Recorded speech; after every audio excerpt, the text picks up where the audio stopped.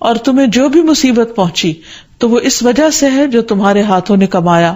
اور وہ بہت سی چیزوں سے درگزر کر جاتا ہے۔ اسی طرح بعض اوقات انسان کی بیماریاں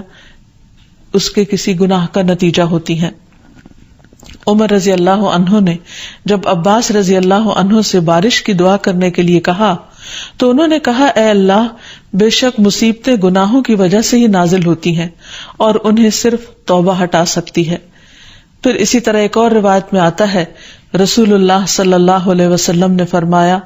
جب بھی کسی رگ یا آنکھ کو نقصان پہنچتا ہے تو وہ کسی نہ کسی گناہ کی وجہ سے ہوتا ہے، لیکن جو تکالیف اللہ تعالیٰ ویسے ہی ٹالتا رہتا ہے وہ کہیں زیادہ ہو جاتی ہیں۔ پھر اسی طرح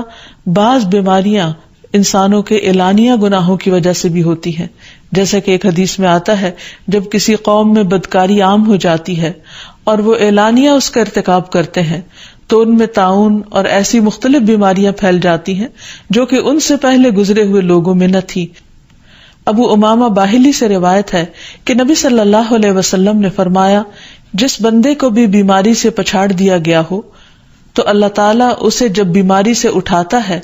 تو وہ پاک ہوتا ہے۔ تو یہ ایک حقیقت ہے کہ انسان کے گناہ اس کے لیے مشکلات کا سبب بنتے ہیں۔ امام ابن القیم الجوزیہ لکھتے ہیں، ان کی ایک مشہور کتاب ہے الداء والدواء، بیماریاں اور علاج، اس میں وہ کہتے ہیں کہ کوئی بھی گناہ ایسا نہیں کہ جس کے اثرات نہ ہوں۔ انسان سے چھوٹی یا بڑی جو بھی کوئی غلطی صادر ہوتی ہے اس کے نتیجے میں کچھ نہ کچھ اثرات اس کی زندگی پر ضرور پڑتے ہیں۔ ہاں اگر اللہ تعالیٰ معاف کر دے تو وہ اور بات ہے، ورنہ ہر گناہ کی ایک تاثیر ہوتی ہے، اور ان تاثیرات میں سے ایک چیز یہ ہے کہ انسان مختلف قسم کی بیماریوں میں مبتلا ہو جاتا ہے۔ اسی لیے ہم دیکھتے ہیں کہ جب انسان بیماری میں مبتلا ہوتا ہے تو اللہ تعالیٰ اس بیماری کو اس کے گناہوں کا کفارہ بنا دیتے ہیں۔ جیسے حدیث میں آتا ہے کہ جس مسلمان کو کانٹا چبھے یا اس سے زیادہ کوئی تکلیف پہنچتی ہے تو اللہ تعالیٰ اس کے ذریعے اس کے گناہوں کو اس طرح دور کر دیتا ہے جس طرح درخت سے اس کے پتے جھڑتے ہیں۔ تو اس سے ہمیں یہ پتہ چلتا ہے کہ بیماریوں کے آنے کے مختلف اسباب ہوتے ہیں۔ بیماری بہرحال جس بھی وجہ سے آئے، لیکن اصل چیز دیکھنے کی یہ ہے کہ مومن کا رویہ کیا ہے۔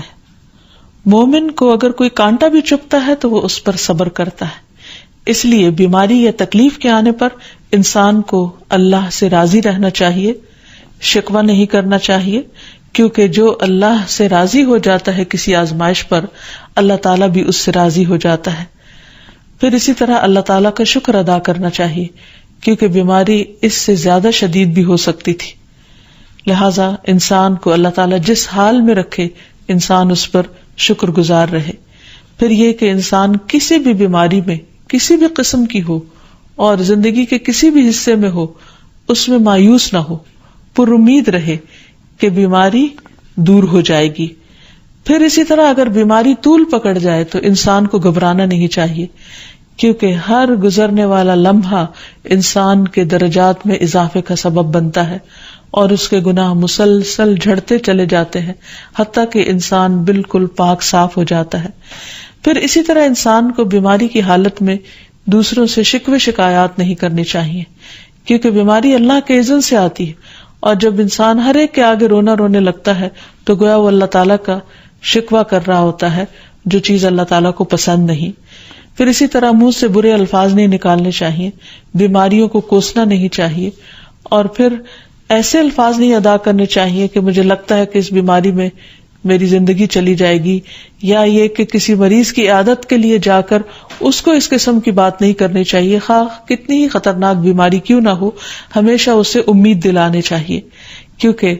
مایوسی کے الفاظ اور برے بھلے اور منفی قسم کی باتیں اللہ تعالیٰ کو پسند نہیں، اور انسان ویسے بھی جیسے سوچتا ہے پھر اس کے ایکشن اس کے مطابق ہونے لگتے ہیں۔